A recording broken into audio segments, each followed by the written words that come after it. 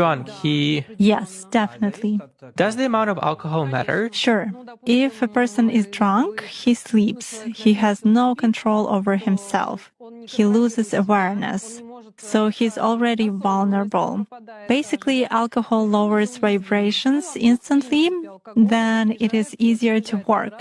It is easier to attach an entity, and it is easier to take possession of a person's mind.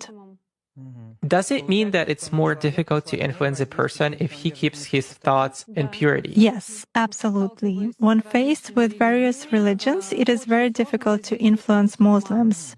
They are in a constant connection with the egregore.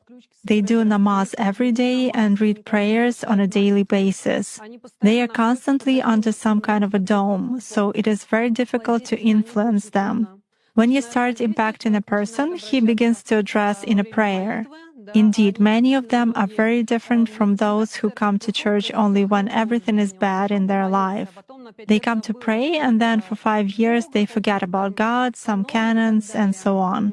Muslims, as a rule, passionately believe and passionately give energy to their egregore, and this egregore protects them very well. That's why it is very difficult to work to make any kind of influence on a true Muslim believer.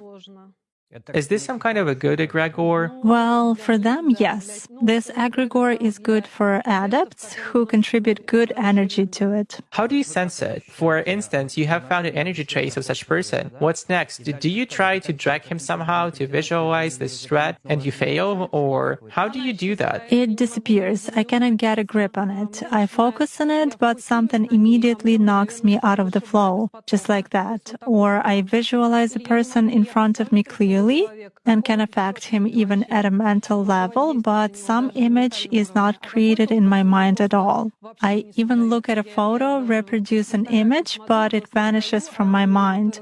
Thus, I can clearly see that a person is covered with something.